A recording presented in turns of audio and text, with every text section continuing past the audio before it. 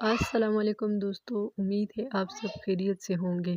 آج کی ویڈیو بہت ہی اسپیشل ہے کیونکہ رمضان شریف آ گیا ہے اور آج میں آپ کے ساتھ شیئر کرنے والی ہوں اپنی رمضان کی کمپلیٹ گروسری شاپنگ۔ اگر آپ بھی رمضان کی تیاری کر رہے ہیں تو یہ ویڈیو اینڈ تک ضرور دیکھیں، شاید آپ کو اپنی لسٹ بنانے میں مدد مل جائے۔ چنا، سب سے پہلے میں نے لیا ہے چنے، کیونکہ رمضان میں چنا چاٹ بہت زیادہ پسند کی جاتی ہے۔ افطار میں ہلکا اور ہیلتھی آپشن ہوتا ہے، اس لیے یہ ضروری آئٹم ہے۔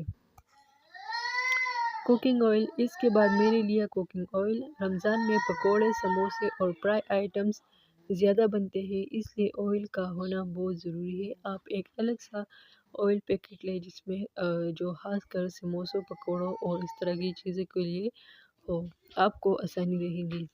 رائس، پھر میں نے چاول لیے۔ کبھی کبھی افطار کے بعد یا سحری میں پلاؤ یا سمپل چاول بنا لیتے ہیں، اس لیے یہ بھی مسٹ آئٹم ہے۔ ہم لوگ ہر رمضان میں 30 ڈیز کا رمضان ہو یا 29 ڈیز کا، اتنے دن ہی ہمارے گھر میں روز شام کو افطاری کے لیے چاول ضرور بنتے ہیں۔ کھجور تو ہر کوئی ضرور لیتا ہے رمضان کے لیے، کیونکہ کھجوروں کے بغیر افطاری کرنا نہ کمپلیٹ ہوتا ہے۔ رمضان اور کھجور کا بہت گہرا تعلق ہے۔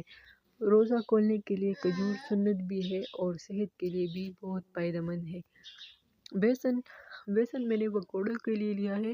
رمضان میں پکوڑے نہ ہو تو افطار ادھورا لگتا ہے۔ بالکل جی، پکوڑوں کے بغیر تو لگتا ہی نہیں ہے کہ آج روزہ تھا۔ سرکہ، یہ میں نے چاٹ اور سلاد کے لیے لیا ہے۔ تھوڑا سا سرکہ ٹیسٹ کو اور بھی زیادہ مزیدار بنا دیتا ہے۔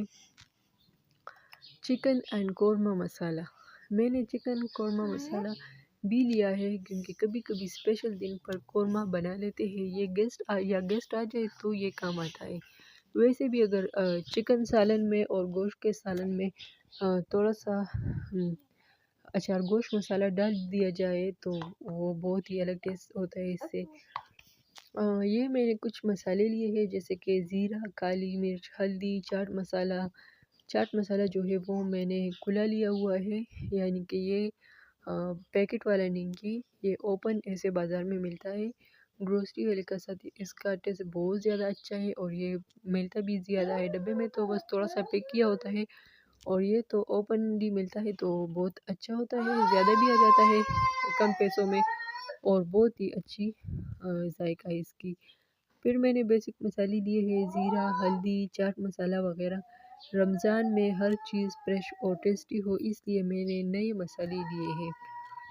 کہوہ، اور لاسٹ میں نے کہوہ لیا ہے۔ افطار کے بعد یا رات کو ہلکا سا کہوہ پینے کا اپنا ہی مزہ ہوتا ہے۔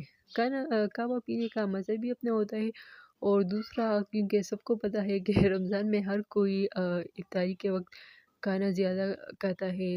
ویسے بھی بس ہر کسی کو ہوتا ہے کہ وہ زیادہ کھانا کھائے تاکہ پھر پورا دن بھوکا رہے تو اس کے وجود پر، اس کی باڈی پر کوئی اثر نہ پڑے، تو اس وجہ سے سب لوگ کہوہ پیتے ہیں، کھاتے بھی زیادہ ہے اور پھر اس کو ہضم بھی کرتے ہیں نا، تو ہضمے کے لیے کہوہ بھی ایک بہت ہی اچھی چیز ہے۔